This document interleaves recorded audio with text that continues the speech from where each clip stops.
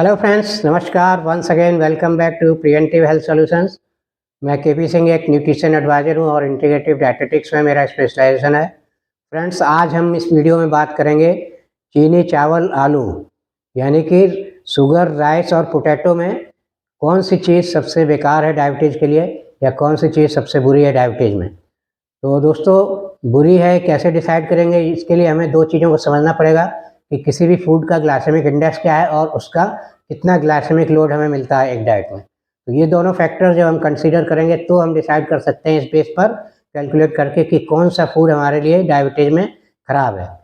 तो दोस्तों, यहाँ देखते हैं ग्लाइसेमिक इंडेक्स और ग्लाइसेमिक लोड क्या होते हैं। तो इसमें थोड़ी सी जानकारी लेनी होगी।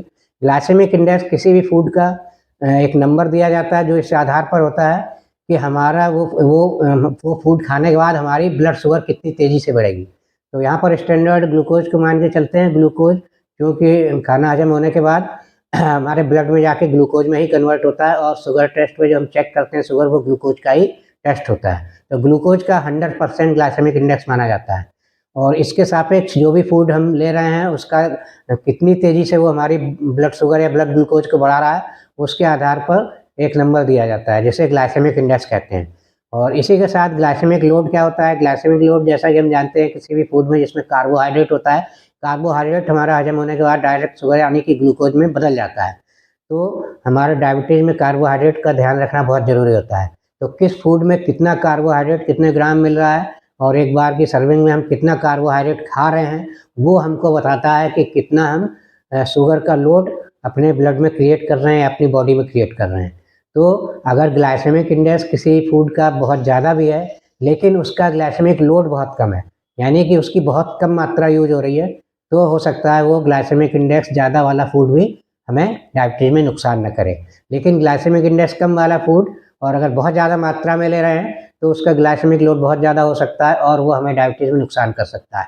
तो इन्हीं दो क्राइटेरिया के आधार पर आज इन तीनों को, चीनी, चावल और आलू को एसेस करते हैं और देखते हैं इसमें जो नॉर्मली हमारी हैबिट है इनको खाने की, उससे कौन सा सबसे ख़राब है हमारे डायबिटीज़ के लिए। तो दोस्तों, सबसे पहले शुगर को लेते हैं। तो शुगर में क्या है, शुगर का जो ग्लाइसेमिक इंडेक्स है ये 63 माना जाता है।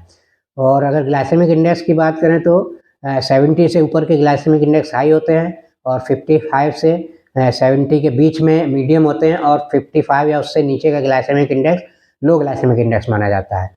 तो यहाँ पर शुगर का 63 है, मतलब ये मीडियम रेंज में आता है। और इसी के सापेक्ष अगर राइस का देखें तो राइस का 72 होता है, वाइट राइस का 72 होता है और वाइट पोटैटो का 82 होता है। यानी कि राइस और पोटैटो इवन शुगर के कंपेरिजन में हाई ग्लाइसेमिक इंडेक्स वाले फूड हैं। हो सकता है आपको आश्चर्य लग रहा हो, क्योंकि एक आम भाषा में बात करें तो एक आम आदमी की जानकारी के हिसाब से शुगर को ही डायबिटीज़ का दुश्मन माना जाता है और शुगर को काफ़ी बुरा कहा जाता है। तो आप सोच भी नहीं सकते शुगर का ग्लाइसेमिक इंडेक्स राइस और पोटैटो दोनों से कम है। तो ये तो रहा दोस्तों ग्लाइसेमिक इंडेक्स की बात। अब ग्लाइसेमिक लोड को कैसे हम लेंगे। ग्लाइसेमिक लोड के लिए अगर बात करें तो शुगर में क्या है, शुगर तो पूरा का पूरा कार्बोहाइड्रेट है। अगर आप 100 ग्राम शुगर ले रहे हैं तो उसमें 100 ग्राम ही कार्बोहाइड्रेट होगा, क्योंकि शुगर प्योर होती है। इसी तरह अगर राइस लें तो राइस क्या है, राइस एक नेचुरल फूड प्रोडक्ट है। तो इसमें कुछ अन्य न्यूट्रिएंट्स भी होते हैं, कार्बोहाइड्रेट भी होगा, कुछ थोड़ी बहुत मात्रा में फाइबर हो सकता है या प्रोटीन हो सकता है या अन्य मिनरल्स वगैरह हो सकते हैं। तो इस तरह से देखें तो अगर राइस की बात करें तो जो बॉइल्ड राइस है, मतलब जो कि हम खाते हैं बॉईल करने के बाद, तो बॉइल्ड राइस का अगर 100 ग्राम लेंगे तो इसमें लगभग 28 ग्राम कार्बोहाइड्रेट होता है। और इसी तरह अगर पोटैटो को बॉईल करके लें, पोटैटो कुक्ड पोटैटो हो गया या बॉइल्ड पोटैटो है, तो उसमें लगभग 18 टू 20 ग्राम कार्बोहाइड्रेट होता है। तो ग्लाइसेमिक लोड के लिए हम कार्बोहाइड्रेट से ही कंसर्न रखते हैं, पूरे वेट से नहीं। तो यहाँ पर हम देखेंगे, इस तरह तो देखने में लग रहा है कि शुगर में 100% कार्बोहाइड्रेट है, जबकि इन चीज़ों में कार्बोहाइड्रेट का एक सर्टेन परसेंटेज है, तो शुगर ज़्यादा खराब होना चाहिए। लेकिन यहाँ दोस्तों ध्यान देने वाली ये बात है कि शुगर हम कभी मेन खाने के रूप में पेट भरने के लिए नहीं यूज करते हैं, जबकि आलू या चावल हम पेट भरने के लिए यूज करते हैं, ज़्यादा क्वान्टिटी में यूज करते हैं। तो इसके आधार पर अगर हम देखें तो शुगर नॉर्मली अगर हम सिर्फ स्वीटनर के रूप में यूज कर रहे हैं, हाँ ऑफ कोर्स कुछ चीज़ों में बहुत ज़्यादा शुगर लोग यूज करते हैं, जैसे हलवा वगैरह में या कुछ स्वीट्स में, तो वहाँ पर तो 50 ग्राम 100 ग्राम शुगर भी यूज कर सकते हैं। तो ऐसी सिचुएशन की बात नहीं कर रहा, लेकिन सिर्फ स्वीटनर की तरह अगर आप शुगर यूज कर रहे हैं तो स्वीटनर की तरह कितनी 5 ग्राम 10 ग्राम 1 चम्मच 2 चम्मच ही शुगर नॉर्मली यूज की जाती है। तो 1 चम्मच 2 चम्मच शुगर का मतलब है कि जैसे 5 ग्राम या 10 ग्राम शुगर आप यूज करते हैं एक बार में। तो ये आपका शुगर का सर्विंग साइज हुआ। तो शुगर का सर्विंग साइज देखते हुए अगर सर्विंग लोड देखें शुगर का कितना होगा, ग्लाइसेमिक लोड, तो यहाँ ग्लाइसेमिक इंडेक्स शुगर का है 63। और यहाँ पे हम इजी कैलकुलेशन के लिए हम 2 चम्मच शुगर अगर ले लें, 10 ग्राम ले लें, जिससे कि कैलकुलेशन में इजी रहे, तो 10 ग्राम शुगर भी आप अगर ले रहे हैं तो इसमें 10 ग्राम ही कार्बोहाइड्रेट मिलेगा। तो 63 इंटू 10 डिवाइडेड बाई 100 कितना हुआ, 6.3 ग्लाइसेमिक लोड हुआ।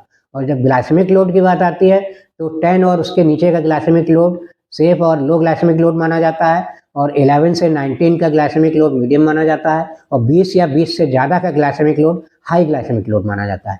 तो इस तरह अगर हम टी की सर्विंग नॉर्मल ले रहे हैं स्वीटनर के रूप में, तो देखा हमने 10 ग्राम शुगर भी ले रहे हैं तो भी ये काफ़ी सेफ रेंज में लो ग्लाइसेमिक लोड है हमारे लिए। तो डायबिटीज में आराम से 1-2 चम्मच चीनी आप लेंगे, कोई दिक्कत नहीं है। इवन 15 ग्राम चीनी भी लेंगे तो भी आपका 9.45 ग्लाइसेमिक लोड आता है, जो कि 10 से नीचे है, ये भी सेफ है।